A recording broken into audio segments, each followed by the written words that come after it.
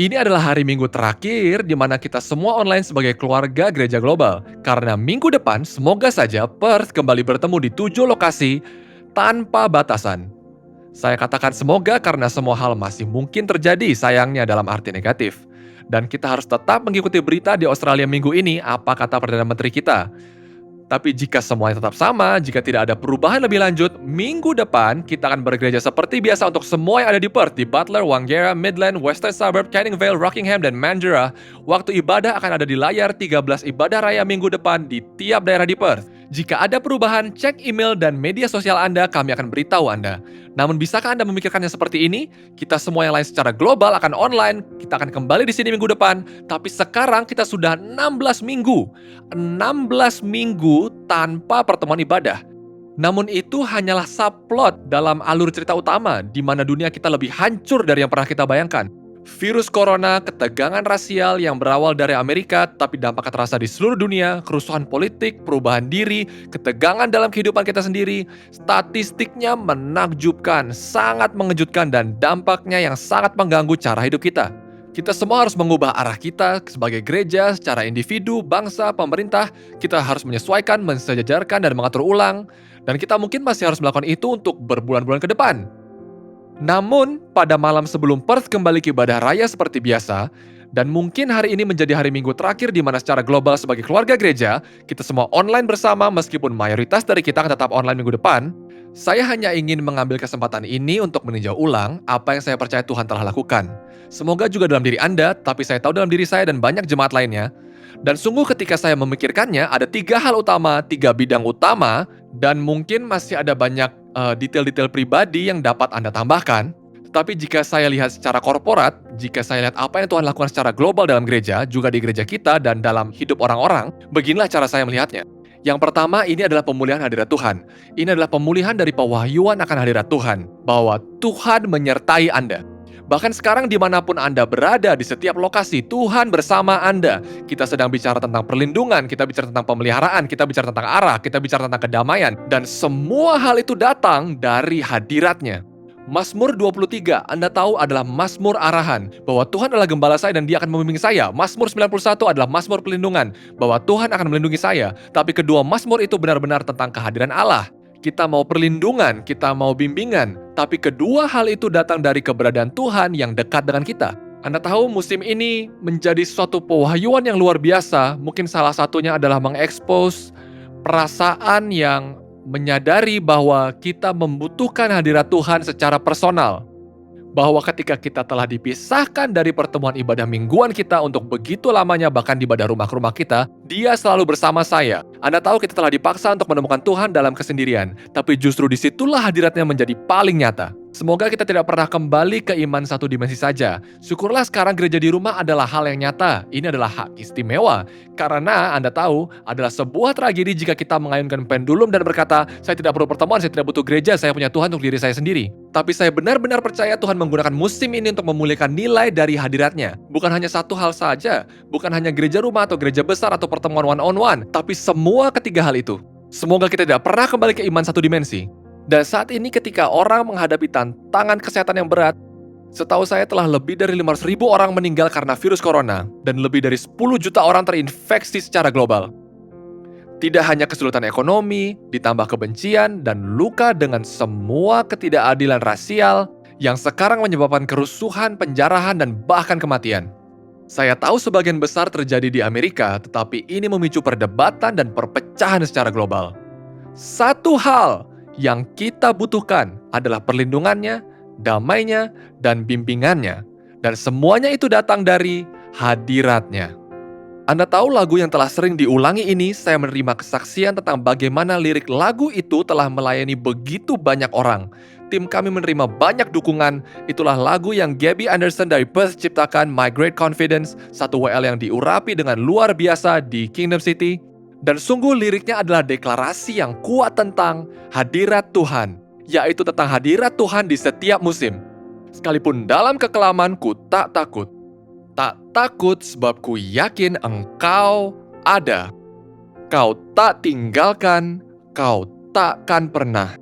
Kaulah pengharapanku, kota perlindunganku, Hanya Engkaulah satu keyakinanku, tak ada senjata yang dapat berhasil. Tuhan di pihakku, Dia takkan gagal. Puji Dia di peperangan, di tengah badai, puji dalam api, dalam segala hal.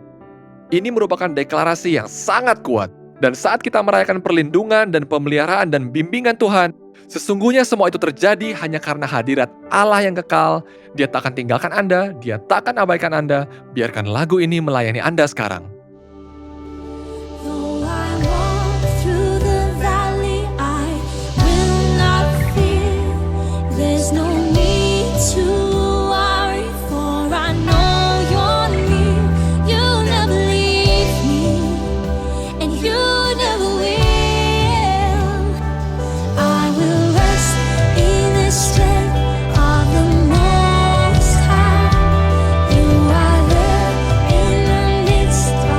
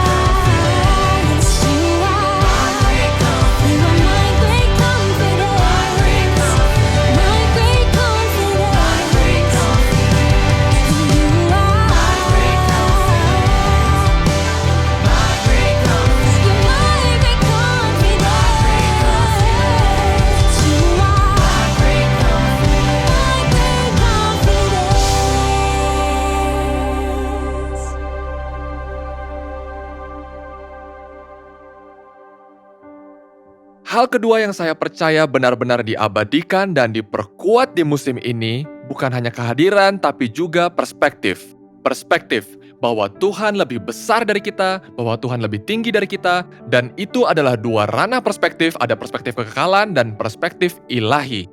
Tahukah Anda, begitu banyak kitab perjanjian baru yang ditulis oleh Paulus, ditulis dari penjara, atau seperti istilah kita di tahun 2020, dalam karantina, social distancing, ataupun isolasi. Dan waktu menyendiri memberikan perspektif baru bagi Paulus. Dan dia berkata, bagiku hidup adalah Kristus dan mati adalah keuntungan. Dan dia berbicara tentang bagaimana sesungguhnya kekekalan adalah kerangka yang harus kita jadikan ukuran atas hari-hari kita dan cara pandang hidup kita. Anda tahu, kadang-kadang kita menjadi depresi karena hal kecil. Kita marah terhadap hal-hal kecil. Tapi ini adalah musim di mana kepastian akan kekekalan telah membawa perspektif baru. Jika Anda tidak dapat perspektif baru di 2020, saya tidak yakin tahun manapun akan membantu Anda. Anda tahu kita kehilangan orang yang kita cintai di musim ini, tapi saat kekekalan itu nyata, setiap kehilangan bagi orang percaya adalah sementara.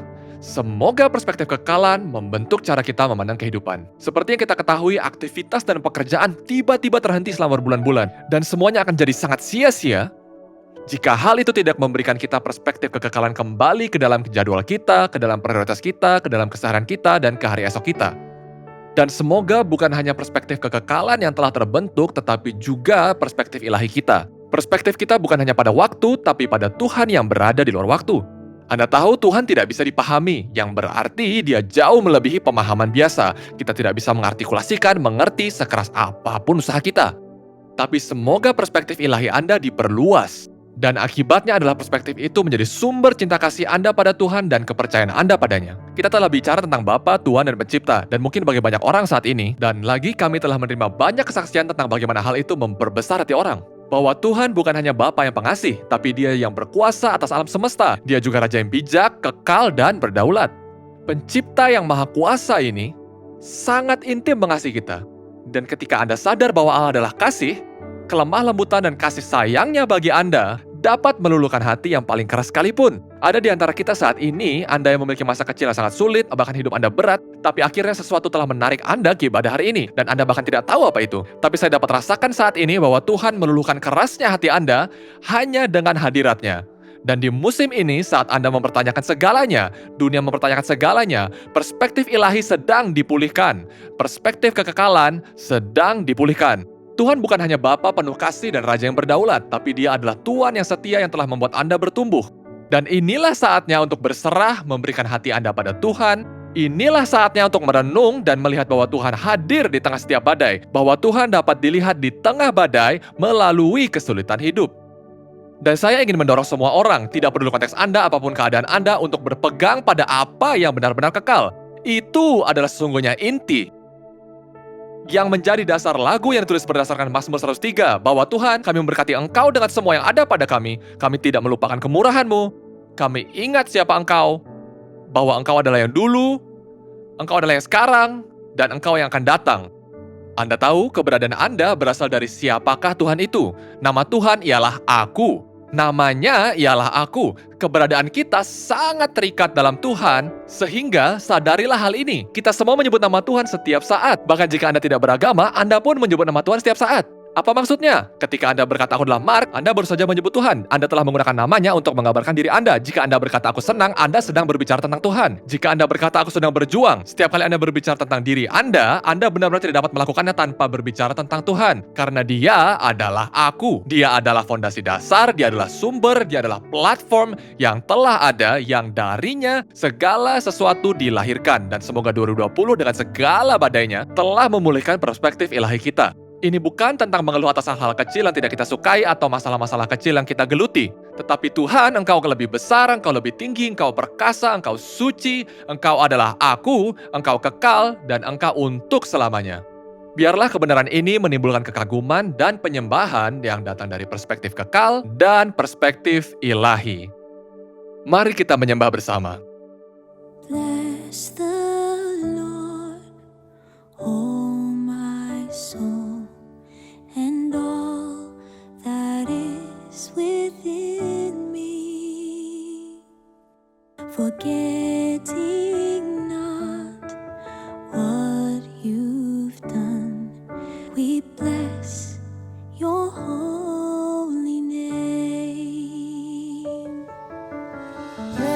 Praise the Lord, oh my soul, and all that is within me.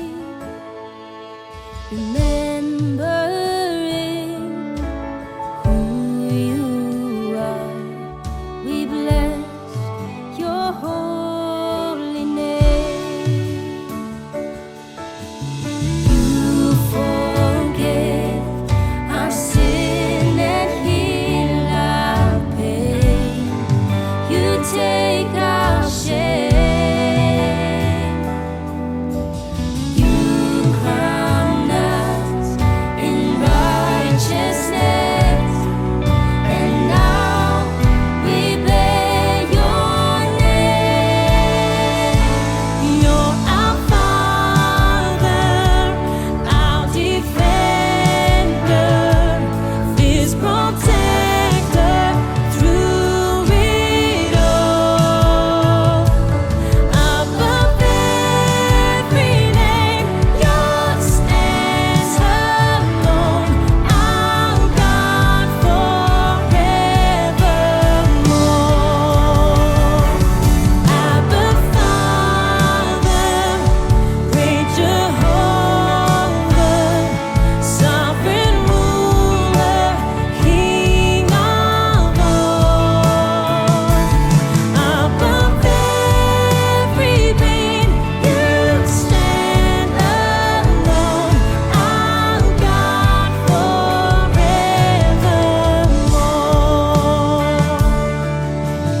You forgive our sin and heal our pain. You take our shame. You crown us in righteousness, and now we bear your name. You're our Father, our defender, His protector through it all. Above every name, yours stands alone, our God forevermore.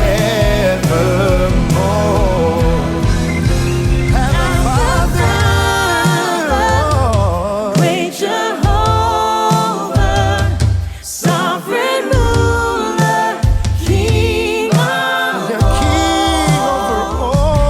Above every being, you stand alone, our God forevermore. Above every being, you stand alone. Above every being, you stand alone. Above every being, you stand alone, our God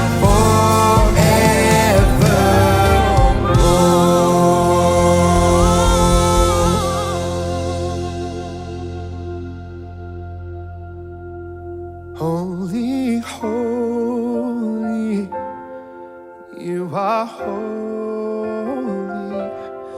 We cry, holy is the Lord. To the one who was and is to come, who is forevermore. Holy, holy, you are holy. We cry, holy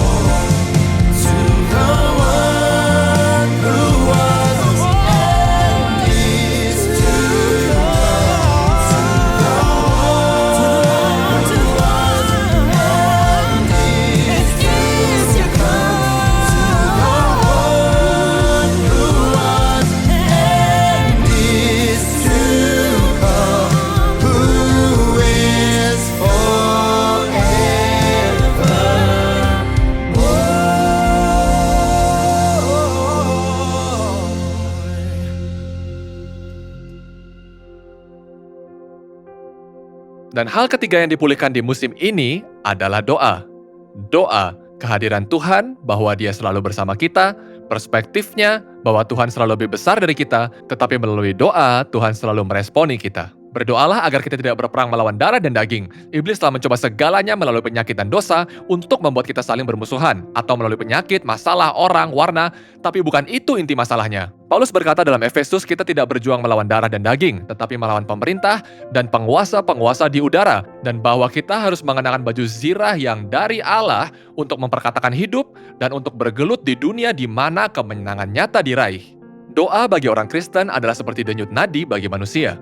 Yesus berkata, rumahku akan disebut rumah doa. Dia bisa menyebutnya sebagai rumah firman-Nya, rumah kemurahan, rumah komunitas, tapi satu definisi yang diberikannya adalah rumah doa. Doa tidak hanya berbicara pada Tuhan dalam konteks ibadah dan ucapan syukur dalam permohonan, penghormatan, dan keterbukaan. Doa adalah hubungan antara Anda dan Tuhan. Seperti yang firman Tuhan sebutkan, masuklah ke dalam kamarmu dan mulailah berdoa. Katakan, Bapa, kami membutuhkanmu, kami datang padamu, dan datangi Tuhan dengan keterbukaan hubungan itu. Namun, bukan hanya Anda dan Tuhan, tapi juga antara kita dan Tuhan dan Anda dan orang lain. Ada satu kuasa tentang bersepakat dalam doa. Yesus berkata, jika 2 atau 3 orang sepakat dan datang bersama. Itu sebabnya gereja di rumah di musim ini begitu kuat. Saya ingin menggerakkan hati Anda untuk menggunakan fleksibilitas yang mungkin ada di musim ini untuk memungkinkan pertemuan terjadi dan doa terbentuk dalam kesepakatan. Dan saat kita berdiri bersama, percayalah Tuhan akan menjawab kebutuhan setiap orang yang berseru padanya. Jika Tuhan menjawab doa Anda, pikirkanlah ini. Apakah itu akan mengubah seluruh dunia, ataukah hanya mengubah dunia Anda? Sebuah lagu yang kami tulis di konferensi 2018 sebagai sebuah slogan, sesungguhnya adalah doa yang keluar saat semua pemimpin kita berkumpul di Malaysia. Beginilah lagu itu, kerajaanmu atas kami. Namamu ditinggikan, nyatakanlah kemuliaanmu. Kami mau apimu, rohmu datanglah, kami saksimu hingga semua bangsa memujimu. Sebagai gereja, kita telah menyanyikan lagu itu selama beberapa tahun, tapi selama lockdown ini, saya tergerak untuk menambahkan ayat-ayat untuk memperpanjang doa ini dan memberikan makna dan kata-kata pada tangisan yang saya percaya sedang terjadi di dunia kita secara global. Saya percaya ini adalah tangisan yang ada di setiap hati bahkan hari ini. Bahkan jika Anda tidak punya kata-kata untuk diucapkan atau keberanian untuk mengatakannya, biar lagu ini yang berkata-kata. Biarlah syafaat dari dunia yang rusak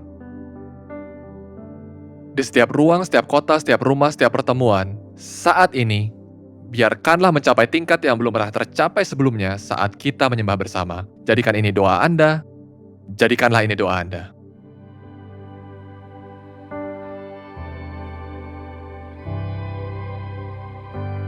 Our Father, we come to you as your own. We need you.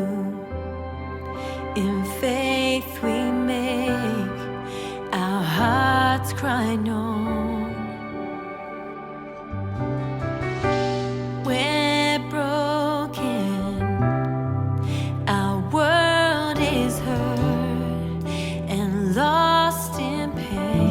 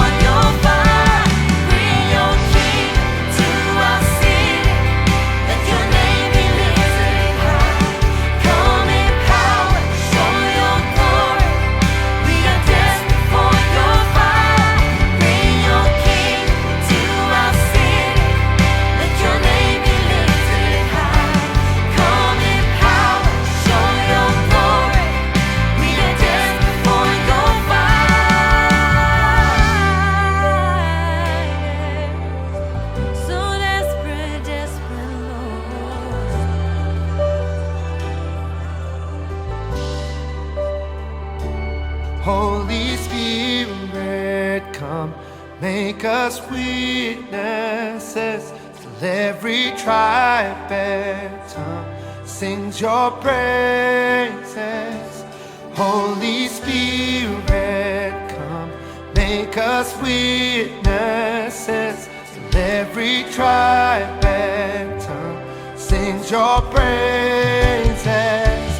Holy Spirit, come, make us witnesses till every tribe and tongue sings your praises. Holy Spirit, come, make us witnesses till every tribe and tongue sings your praises. King Jesus, we're thankful for the victory won. Oh, in our day, your kingdom come, your will be done. Oh, anoint us, Lord, anoint us, baptize us now, with your fire, with one heart, in your presence, Lord, we boldly cry. Holy Spirit, come, make us witnesses till every tribe and tongue sings your praises. Holy Spirit, come, make us witnesses till every tribe and tongue sings your praises.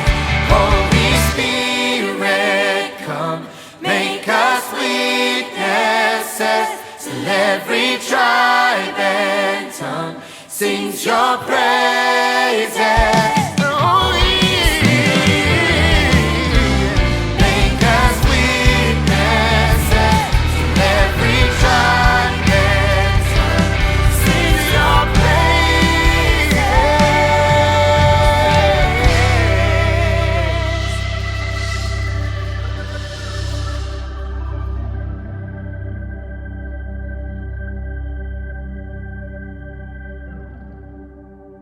Oke, mari semuanya berdoa bersama saya.